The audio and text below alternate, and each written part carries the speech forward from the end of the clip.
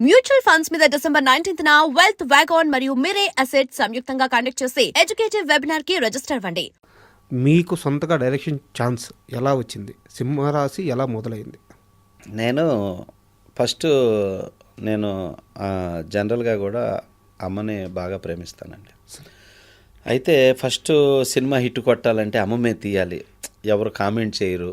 So అమ్మ అంటే ప్రతి ఒక్కరికి రెస్పెక్టే. సో అలాంటి సినిమా చేయాలని ఫిక్స్ అయ్యి నేను మదర్ సెంటిమెంట్ స్క్రిప్ట్ రాసుకున్నాను. రాసి అది ఆర్బి చౌదరి గారికి చెప్పాక ఆయన దగ్గర చాలామంది, రాజశేఖర్కి చెప్పించాడు, నాగార్జునకి చెప్పించాడు, వెంకటేష్కి చెప్పించాడు, విజయకాంత్కి చెప్పించాడు, తమిళ విజయ్కి చెప్పించాడు, ఇంతమందికి చెప్పించారు ఆ కథ. కానీ వీళ్ళెవరు డేర్ చేయలేకపోయారు ఆ కథను చేయడానికి. అంత యాక్షన్ ఉంటుంది అది.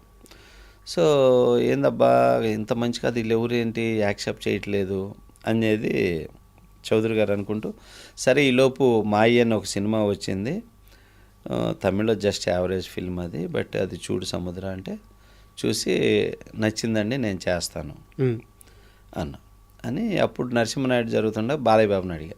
ఓకే బాబు ఇట్లా ఇది చేయండి బాబు, నీకు నేను చెప్తాను సముద్ర, అది వేరే వాళ్ళతో చేసేయలే, నేనే చెప్తాను సినిమా అని బాలయ్య బాబు నాకు చెన్నకేశవరెడ్డి చెప్పారు, ఆఫర్ చేశారు. అప్పుడు ఏంటంటే నేను సింహరాశి చేద్దామని చెప్పేసి చౌదరి గారు మేము అనుకున్నాగానే అప్పుడు రాజశేఖర్కి ఆర్బి చౌదరి గారు చెప్పారు ఇట్లా సింహరాశి సినిమా, ఆ సినిమా పేరు మాయి అనమాట, తమిళ్లో శరత్ కుమార్ చేశాడు.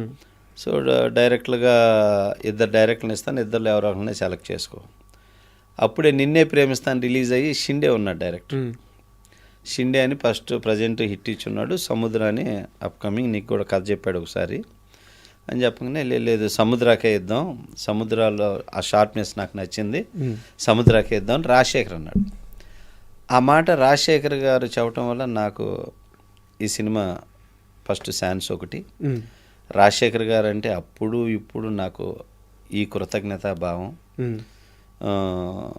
తను చాలా పెద్ద డైరెక్టర్లు కూడా చాలామందిని అతనితో ఫస్ట్ డైరెక్షన్ చేయాలని వెళ్ళినోళ్ళు రాజశేఖర్ తోటి చెప్పాడు నాకు.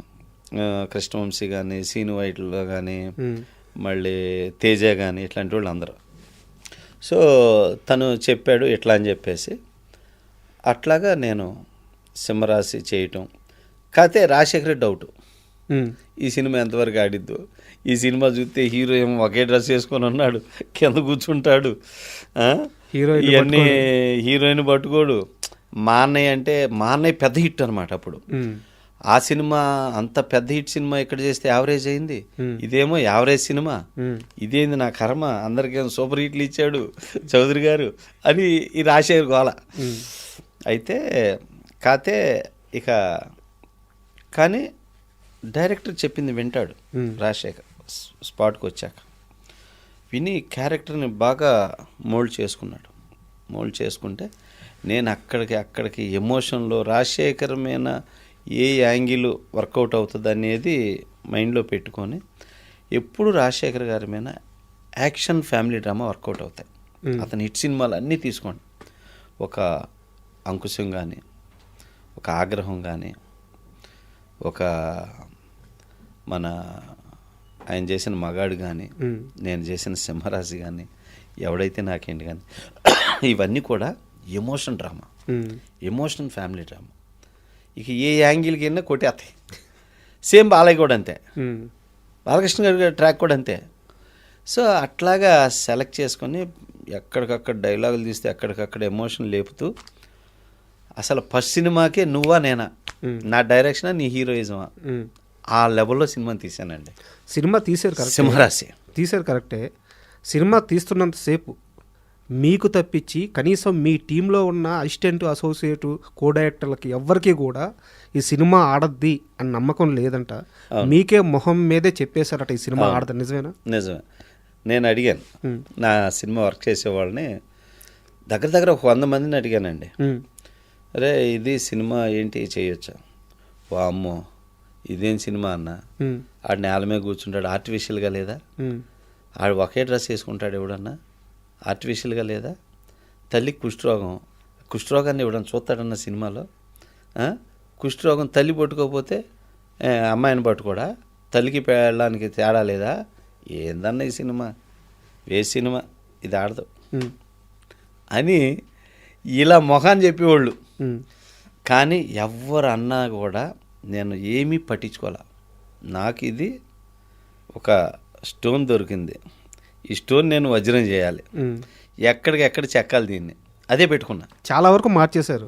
చాలా ప్రతి సీన్లో బెటర్మెంట్ చేసుకొచ్చానండి. అట్లా చేసుకొచ్చి ఫస్ట్ టైం అబ్బా ఏమి కథ తీసుకొచ్చావయ్యా అన్న ఏకైక వ్యక్తి సిరివెన్నెల సీతారామ శాస్త్రి. ఆ పాట రాసేటప్పుడు అమ్మ అమ్మ అని నన్ను పిలవకరనే సాంగ్ ఉంది కదా, అది చేస్తూ ఏమి సిచ్యుయేషన్ అయ్యా సముద్ర, ఇంత మంచి కథ తెచ్చావయ్యా అని ఫస్ట్ టైం ఆయన నోటి నుంచి అన్నాడండి. అన్నాడు. ఇక తీసినంతసేపు సరే మా వాళ్ళు ఉన్నారు, మా డైరెక్షన్ డిపార్ట్మెంట్ ఇలా అన్నారు. సినిమా అంతా అయిపోయింది. అయిపోయినాక అడిగా, ఇప్పుడన్నా చెప్పండి రండి, మీ సుడి బాగుంటే ఆడాలి, లేకపోతే ఇది ఆడదండి అప్పుడు కూడా అన్నారు. అనేసరికి సరే ఓకేరా అనుకున్నా. నా కాన్ఫిడెంట్ మాత్రం తగ్గల. నేను వన్స్ ఏ డెసిషన్ ఫిక్స్ అయితే అది ఎవరు చెప్పినా విన్నాం. డైరెక్టర్ అనేవాడికి డెసిషన్ అనేది వెరీ వెరీ ఇంపార్టెంట్. అంత స్ట్రాంగ్గా ఉండాలి. ఒక కథని నిర్ణయం తీసుకునేటప్పుడు ఎవరి మీద డిపెండ్ అవ్వకూడదు. ఒక సీన్ చేసేటప్పుడు ఎవరి మీద డిపెండ్ అవ్వకూడదు. ఒక డైలాగ్ని తీసుకునేటప్పుడు ఎవరి మీద డిపెండ్ అవ్వకూడదు. ఇటు మంచి వినాలి, ఇటు చెడు వినాలి. హంసలాగా ఏది మంచి అనేది మాత్రం మనం తీసుకోవాలి. సో అలా ఉంటాను అనమాట నేను. వన్సే అడిగి చేసిన తర్వాత నో చేంజ్ అనమాట. ఇంకెవరు చెప్పిన విన్నాం.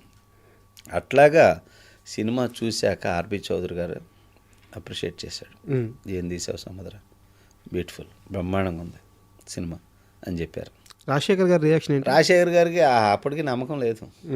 హిట్ అయిన తర్వాత హిట్ అయినాక హ్యాపీ, హిట్ అయినాక హ్యాపీ. బట్ ఇప్పుడు కూడా అతను గర్వంగా చెప్పుకోలేడు. ఏంటో కానీ నాకు ఆ సినిమా గురించి ఏదో అంకుశం అని చెప్తాడు. ఆ అంకుశం మర్చిపోయారు జనం. అంకుశం గొప్ప సినిమా కానీ చాలా అయిపోయింది. దాని తర్వాత మైల్ స్టోన్ సినిమా ఏదంటే రాజశేఖర్కి ఓన్లీ సింహరాశి. ఇప్పటికీ చాలా మందికి అదే. ఇప్పుడు జనరల్గా రాజశేఖర్ సినిమాల్లో అంకుశం, సింహరాశి, ఇంకో సినిమా వేస్తారు. వీటిల్లో 50% ఆడియన్స్ మార్కులు సింహరాశి. అంటే అది చాలా మా ఏజ్లో మనకే టాప్ అంకుశం. ఆ తర్వాత మైల్ స్టోన్ సినిమా ఏంటంటే సింహరాశి. అంత గొప్ప సినిమా అతని లైఫ్లో కాదు, ఇంకో జన్మ ఎత్తినా కూడా తీయలేడు. అంత గొప్ప సినిమా సింహరాశి. అంటే ప్రతి యాక్టర్కి ఒక సినిమా ఉంటుందండి. మైల్ స్టోన్ సినిమా చెప్పుకునేవి. నా లైఫ్లో కూడా one of the best movie Simharasi. అంత గొప్ప సినిమా అండి. దానిలో గొప్ప ఫిలాసఫీ ఉంది. ఒక తల్లి, ఆ సినిమా చూస్తే ప్రతివాడు తల్లిని ప్రేమించి తీరాలి, అంత ఇన్వాల్వ్మెంట్ ఉంటుంది. ఒక లైఫ్లో ఒక మనిషి నమ్ముకోవాల్సింది ఇది అని బతికి ఒక ఫిలాసఫికల్ క్యారెక్టరైజేషన్ అద్భుతం. దాంట్లో ఒక సేవ అనేది ఎలా అనేది ఉంది. ఇన్ని యాంగిల్స్ ఉన్నాయి ఆ సినిమా. అట్లా చేస్తే నాకు ఎక్కువ పబ్లిక్ నుంచి వచ్చిన అప్రియేషన్ ఏంటో తెలుసా అండి? అబ్బా ఏమి డైరెక్షన్ సార్ మీది, దండం సార్, మీకు అద్భుతంగా చేశారండి. ఏందండి ఆ అమ్మాయి ఒక వేసి వచ్చి ఇడిమే పడుతుంటే నీలో మా అమ్మ కనపడుతుందమ్మా, బట్టలు తీసుకెళ్ళమ్మా అని పెట్టాను. ఏం డైరెక్షన్ సార్ మీది అని చెప్పి ఆడియన్స్ చెబుతూ ఉంటే మైండ్ బ్లోయింగ్ అనమాట. అలాగే మళ్ళీ హీరో సినిమా అంతా కూడా అమ్మాయిని ఒక్క చోట కూడా అట్లా టచ్ చేయడండి. రాజశేఖర్ గోళ, నా ఫ్యాన్స్ గోల్ చేస్తారు, నేను పట్టుకుంటానని.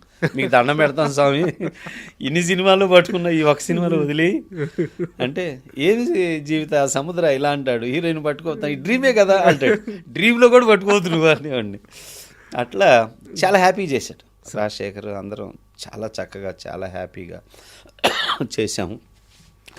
తనకు కూడా అండి నా నిర్ణయం, నా డెసిషన్ అంటే బాగా నమ్ముతాడు రాజశేఖర్.